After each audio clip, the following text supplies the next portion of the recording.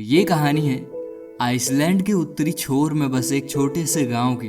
वो गांव देखने में तो बहुत सुंदर था, लेकिन उस गांव की सबसे बड़ी समस्या ये थी कि वहां आए दिन आंधी तूफान आया करते थे। उसी गांव में एक किसान भी रहा करता था, जिसे अपने खेतों में काम करने के लिए अक्सर एक मजदूर की जरूरत रहा करती थी।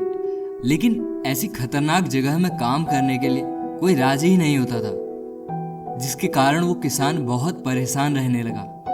एक बार जब वो किसान अपने खेत में बैठा हुआ था तो उसके दिमाग में विचार आया, क्यों ना ऐसा किया जाए कि शहर के किसी बड़े अखबार में एक इश्तेहार निकाला जाए।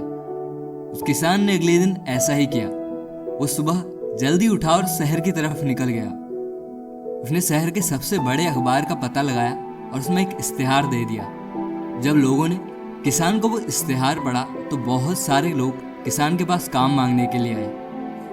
किसान उन सभी मजदूरों को वहां की परिस्थितियों के बारे में बताता, मगर जैसे ही वो लोग वहां की परिस्थितियों के बारे में सुनते तो किसान को मना करते और चले जाते। ऐसे ही कुछ दिन और बीत गए। एक बार जब किसान अपने खेत में काम कर रहा था तो उसने देखा कि एक दुबला पतला सा अधेड़ उम्र का आदमी उसकी ओर आ रहा है।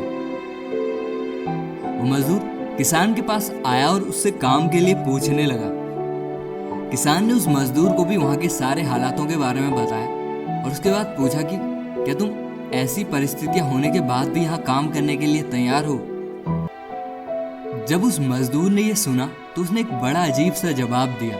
उसने कहा, मैं काम करने के लिए तो तैयार हूँ, लेकिन मेरी भी एक शर्त है कि जब आंधी आती है तब मैं सोता हूँ। किसान ने उस मजदूर की बात सुनी तो उसे बड़ा अजीब सा लगा, लेकिन फिर काम करने के लिए एक मजदूर की जरूरत थी तो किसान ने उसे काम पर रख लिया। किस्मत से वो मजदूर बहुत मेहनती निकला और किसान भी उस मजदूर को देखकर खुश रहा करता था। ऐसे ही कुछ दिन और बीते कि अचानक एक रात तेज हवाएं चलने लगी। आसमान में बादल घिराए और बिजलियां चमकने लगी। जब उस किसान ने यह देखा तो उसे अपने अनुभव से पता चल गया कि आज रात जरूर आंधी तूफान आने वाला है।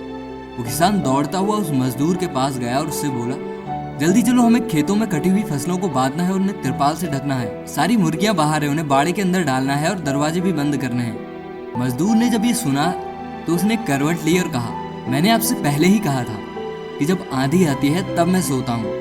किसान ने जब ये सुना तो उसे बहुत जोर से गुस्सा आया। उसका मन तो कर रहा था कि सुबह होते ही उस मजदूर को अपने घर से निकाल दे, लेकिन उतने में हालात और बिगड़ गए। बिजलियों का कड़कना और तेज हो गया और हवाएं भी तेज हो गई। किसान ने उस मजदूर को वहीं छोड़ा और दौड़ता हुआ खेतों में पहुंचा।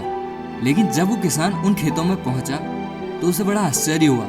उसने देखा कि कटी हुई सारी फसल अच्छे से बंधी हुई है और तिरपाल से ढकी हुई है।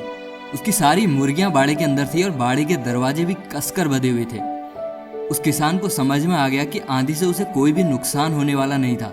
उस मजदूर ने पहले से ही सारी तैयारियां कर रखी थी। और तब उस किसान को समझ में आया कि मजदूर की उस शर्त का मतलब क्या था कि जब आंधी आती है तब मैं सोता हूँ। ये छोटी सी कहानी बहुत बड़ी बात सिखाती है। अक्सर हमारी जिंदगी में भी समस्याएं आती हैं, और जब समस्याएं आती हैं तो हमें किसी तूफान की तरह लगती हैं। और जो इंसान तूफानों से लड़ने के लिए पहले से ही तैयार होता है, उन तूफान के वक्त में भी आराम से सो रहा होता है। वो तूफान उसे किसी हवा के झोंके की तरह लगता है। आज की कहानी बस इतनी ही। जल्दी ही मिलेंगे एक और नई कहानी के साथ।